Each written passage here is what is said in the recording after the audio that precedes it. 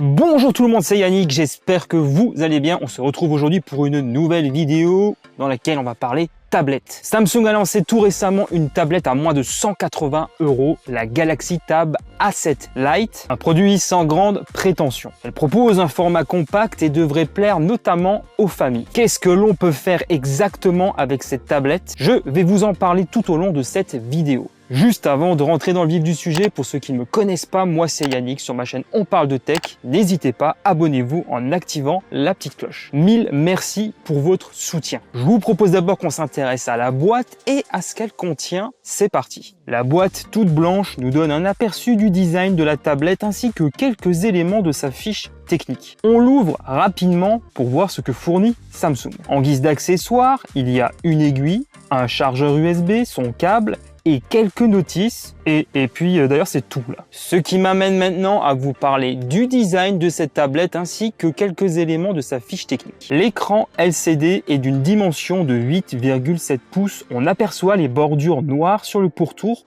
qui ne sont pas très épaisses, ainsi qu'un capteur photo frontal situé dans la partie supérieure. La tranche droite abrite les boutons d'allumage et du volume, la tranche supérieure une grille de haut-parleurs, à gauche un emplacement micro SD et en bas une prise jack, un port USB-C et une autre grille de haut-parleurs. Le dos nous révèle un capteur photo situé en haut à gauche et le logo de la marque. Je trouve qu'il n'est pas trop sujet aux traces de doigts. J'ai déjà vu pire. Les finitions métalliques donnent une allure très soignée à cette tablette. C'est un format compact, on arrive à la tenir d'une seule main assez facilement. Un gabarit idéal pour les enfants, mais aussi les parents. Je recommanderais tout de même de la protéger avec un étui. Samsung en propose d'ailleurs. Ça, c'est la version grise. Elle est aussi proposée en argent. La Galaxy Tab A7 Lite pèse 366 grammes. Elle est propulsée par le SoC Mediatek Helio P22T associé à 3 Go de RAM et 32 Go de stockage concernant le modèle que je vous présente. Et profite d'une batterie d'une capacité de 5100 mAh compatible avec une charge rapide de 15 watts. Penchons-nous davantage sur l'écran de cette tablette. C'est un écran LCD de 8,7 pouces affichant 1340 par 800 pixels. À l'usage, il se montre plutôt agréable.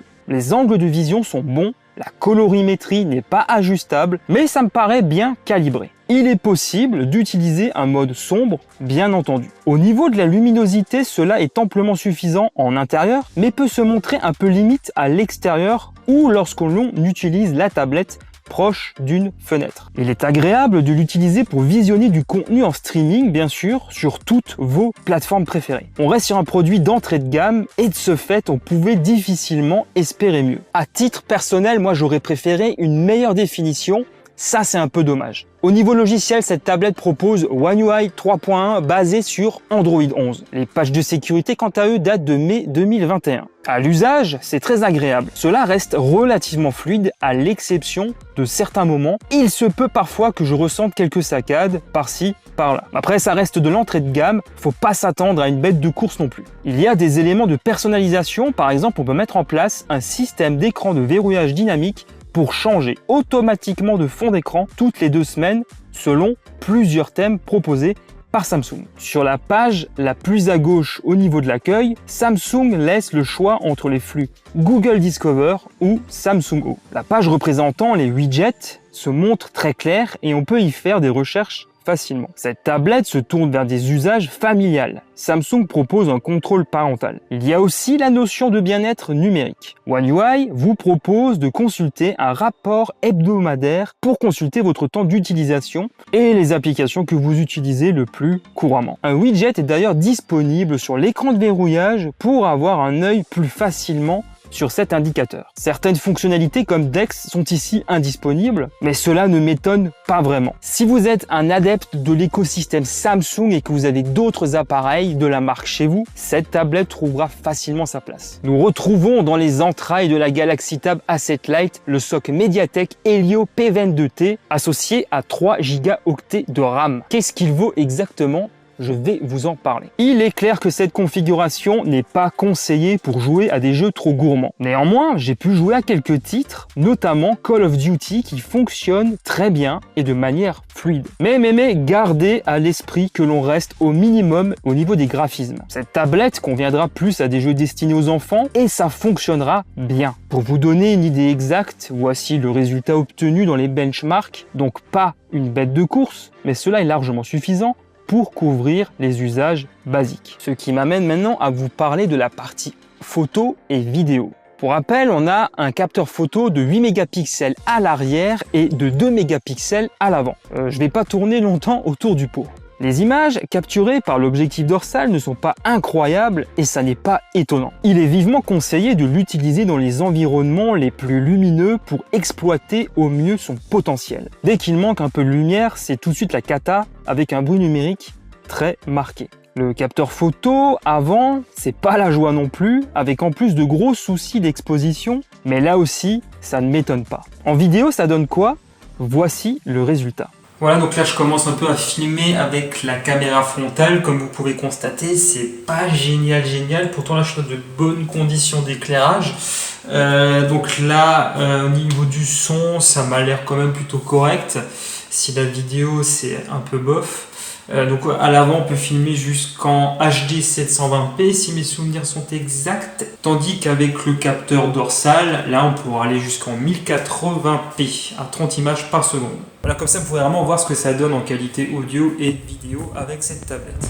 Je l'avais dit juste avant, cette tablette propose une expérience audio en stéréo, propulsée notamment par le Dolby Atmos. On retrouve donc chacun de ces haut-parleurs sur deux tranches de la tablette. Dans les faits, on a un son plutôt convaincant, c'est pas mal pour un produit d'entrée de gamme. On pourra donc visionner du contenu en streaming dans des conditions tout à fait acceptables du point de vue audio, comme vidéo d'ailleurs. On pourra bien sûr écouter un peu de musique, même si les médiums sont davantage mis en avant et que les basses manquent de profondeur. Le son est assez fort pour permettre une écoute musicale satisfaisante. La saturation est maîtrisée lorsque le volume sonore est à fond. Je trouve que le placement des haut-parleurs est bien pensé. Lorsqu'on la tient en mode paysage, les mains ne se posent pas sur les grilles, ce qui aurait été fâcheux. Je rappelle, on a une petite prise jack ici, vous pouvez donc utiliser vos propres écouteurs ou votre propre casque audio, c'est tout à fait possible. La batterie d'une capacité de 5100 mAh, c'est amplement suffisant si vous l'utilisez de manière basique, pour de la bureautique, des réseaux sociaux, la navigation web par exemple. Mais quand on commence un petit peu trop à la solliciter pour du streaming, voire du jeu vidéo, ça devient tout de suite moins bon et son endurance en sera forcément